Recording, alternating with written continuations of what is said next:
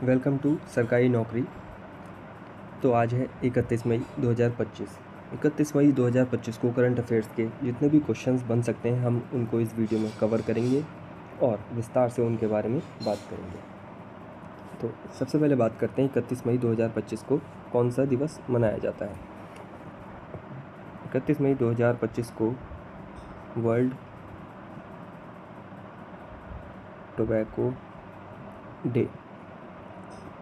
Tobacco day मनाया जाता है 31 मई 2025 को। तो इस दिन की शुरुआत किसने की थी? इस दिन की शुरुआत WHO यानी वर्ल्ड हेल्थ ऑर्गेनाइजेशन ने 1987 में की थी। ठीक है, अब बारी आती है आज के हमारे पहले क्वेश्चन की। तो हमारा पहला क्वेश्चन है,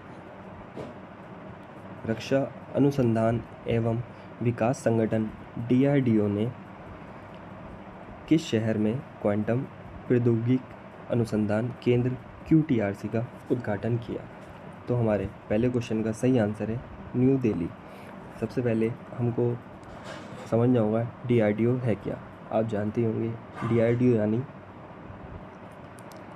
defence research and development organisation, जिसका उद्देश्य था भारत में रक्षा क्षेत्र में आत्मनिर्भर सशस्त्र बलों को अत्याधुनिक हथियार और प्रणाली प्रदान करना।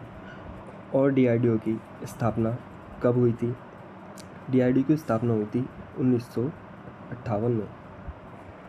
किसके द्वारा हुई थी? Defence ministry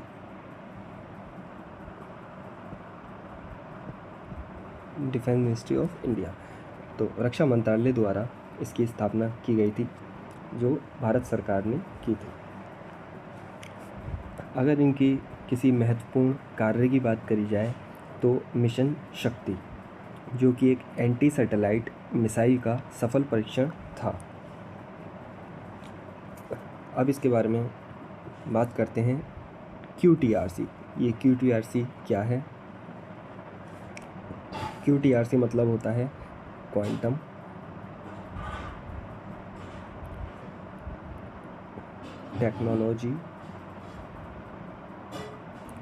technology research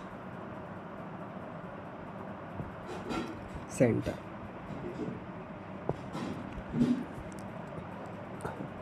QTRC का मतलब होता है क्वांटम टेक्नोलॉजी रिसर्च सेंटर। यह केंद्र भारत में क्वांटम टेक्नोलॉजी के स्वदेशी अनुसंधान को बढ़ावा देने के लिए स्थापित किया गया था, ताकि रक्षा और रणनीति उद्देश्यों को प्राप्त किया जा सके। ठीक है, अगला क्वेश्चन,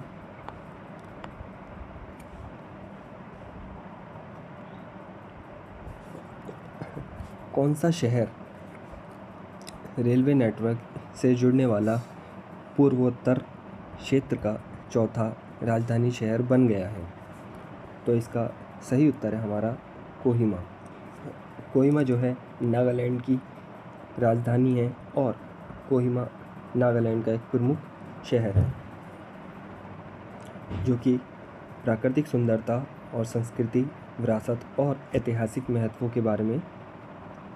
के लिए जाना जाता है। कोहिमा नागालैंड के दक्षिणी क्षेत्र में स्थित है, जिसकी समुद्री तल से 1444 मीटर की ऊंचाई है। और अगर इसके बारे में कुछ हिस्ट्री के बारे में अगर हम बात करें तो कोहिमा की स्थापना कब हुई थी? कोहिमा की स्थापना हुई थी 1878 में। ब्रिटिश साम्राज्य द्वारा नागा पहाड़ियों का मुख्यालय स्थापित करने के बाद हुई थी। 1963 में नागालैंड राज्य के गठन के बाद यह राज्य की राजधानी बनी। ठीक है, अगला क्वेश्चन,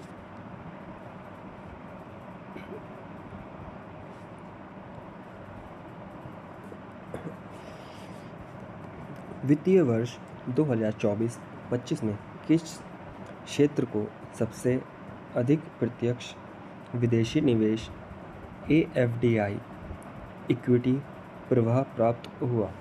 तो वो सेक्टर था हमारा कंप्यूटर एंड हार्डवेयर। इसमें जो FDI दिया गया है, FDI दिया गया है वो क्या है, उसका क्या मतलब होता है? FDI मतलब होता है फॉरेन डायरेक्ट इन्वेस्टमेंट। तो 2024-25 में जो डायरेक्ट इन्वेस्टमेंट जो सबसे ज़्यादा किया गया है वो कंप्यूटर सॉफ्टवेयर एंड हार्डवेयर में दिया गया है फॉरेनर्स द्वारा। चलिए अगला क्वेश्चन। भारत में विकसित किए जा रहे अगली पीढ़ी के 2 सीटर इलेक्ट्रॉनिक ट्रेनर विमान का नाम क्या है? तो इसका सही उत्तर है ई-हंसा। ई-हंसा जो कि एक 2 सीटर ट्रेनर विमान है, उसके बारे में थोड़ी सी बात करते हैं। जैसे कि देश में पायलटों को ट्रेनिंग देने के लिए एयरक्राफ्ट जो यूज़ किए जा रहे हैं वो विदेश से ख़रीदे जाते हैं फ़िलहाल, जिनकी कीमत बहुत ज़्यादा होती है। लेकिन अब पायलटों को ट्रेनिंग के लिए स्वदेशी तकनीक वाले इलेक्ट्रॉनिक एयरक्राफ्ट विकसित किए जाएंगे, जो कि न सिर्फ सस्ते होंगे बल्कि देश में ही बनेंगे। भारत में इलेक्ट्रिक एयरक्राफ्ट ई-हंसा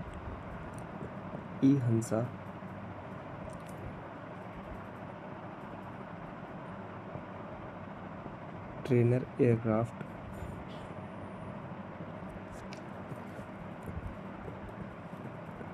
बनाने की दिशा में काम शुरू कर दिया गया है और इनको बनाने की कीमत लगभग 2 करोड़ रुपए आ रही है, जो कि 2 करोड़ भी विदेशी एयरक्राफ्ट की तुलना में कम है। Next question.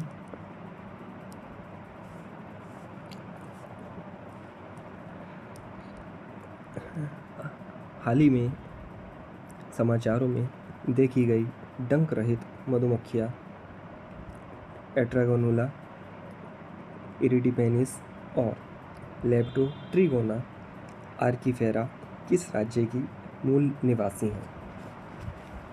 तो यहाँ पर जो बात हो रही है हनी बी की बात हो रही है, जो कि डंक रहित मतलब स्टिंगलेस होती हैं, उनका डंक नहीं होता।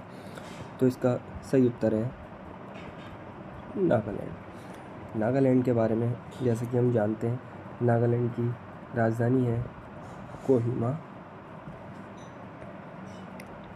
और नागालैंड का सबसे बड़ा जो शहर होता है उसका नाम है दीमापुर।